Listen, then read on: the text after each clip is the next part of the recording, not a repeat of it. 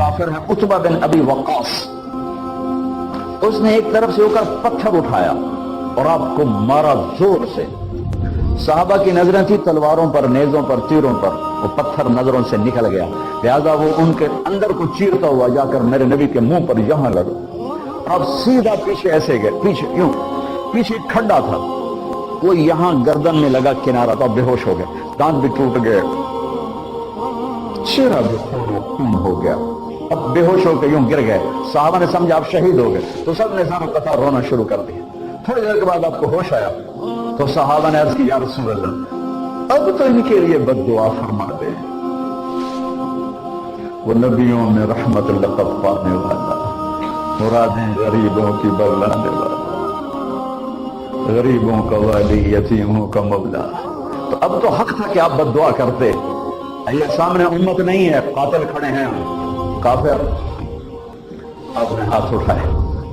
साहबा समझे कि हूं इन्हां दे बेड़े बुट गए।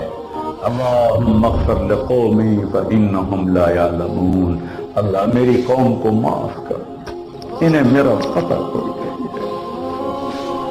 देखो मेरे भाइयों, जिसने काफिरों के साथ ये हमदर्दी के कत्ल करने वालों के लिए दुआ मांगी, तो मुसलमान होकर एक दूसरे को सलाम करना छोड़ चुके, एक दूसरे के पीछे नमाजें पढ़ना छोड़ चुके, एक दूसरे पर कुफ्र के फतवे लगा के बैठे हुए।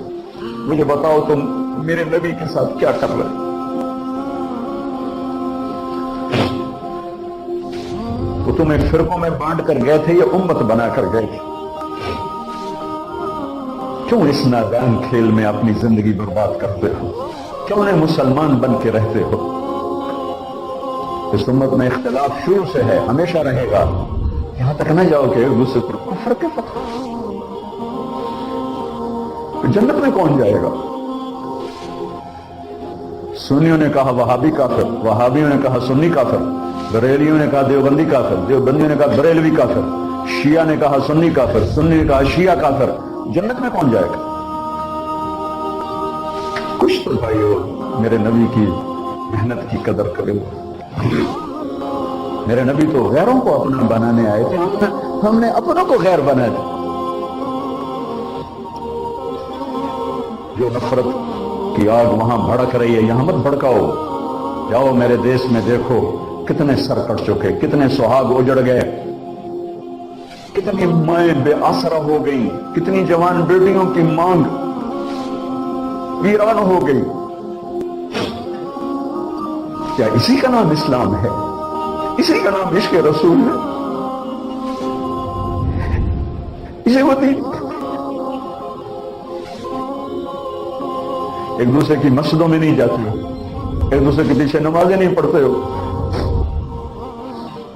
जन्नत के ठेकेदार बन गए हो।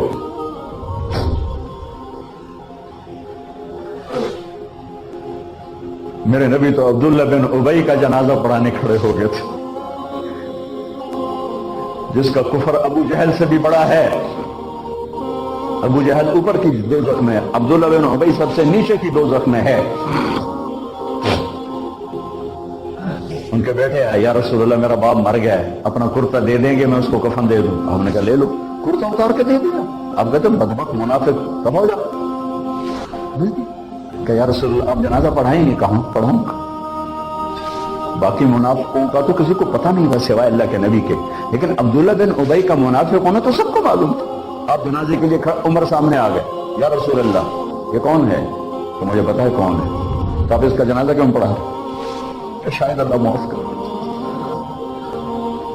उमर पीछे हट जा, मुझे पता है को मेरे अल्लाह ने कहा है तो इनके लिए दुआ कर या ना कर, मैं माफ नहीं करूंगा। मैं करता हूं, शायद अल्लाह माफ कर। फिर फरमाया कि मेरे अल्लाह ने कहा अगर तू 70 दफा भी इनके लिए दुआ कर तो मैं माफ नहीं करूंगा। अगर मेरा अल्लाह कहता है मेरे महबूब अगर आप 70 दफा इसके लिए दुआ करेंगे तो मैं माफ कर दूंगा, तो मैं इसका वक्त का 70 दफा जनाजा पढ़ा दे। मुझे बताओ तुम कहां से ये दीन लेकर आए हो जिसमें तुम फिरकों में बट गए हो, नफरतों की आग तुम्हें लगा दी है? ये कहां से इस्लाम आया है? मैं तुम्हें अल्लाह उसके रसूल का वास्ता देता हूं, उम्मत बन के रहो, मुस्लिम बन के रहो।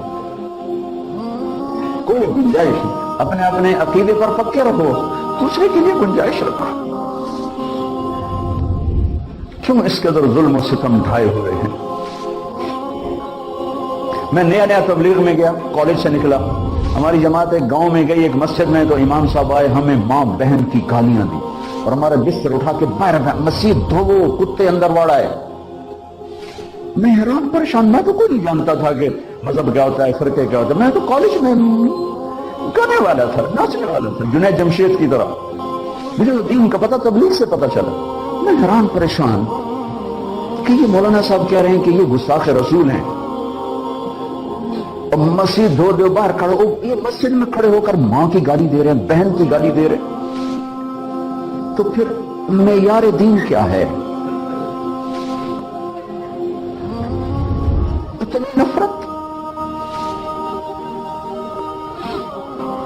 اس قدر دوریاں. اگر ہم کافر تھے تو ہمیں گلے سے لگاتے، ہمارے نبی کی طرح ہمیں کھانے کھلاتے، ہمیں پانی پلاتے، پھر ہمیں بات سمجھاتے.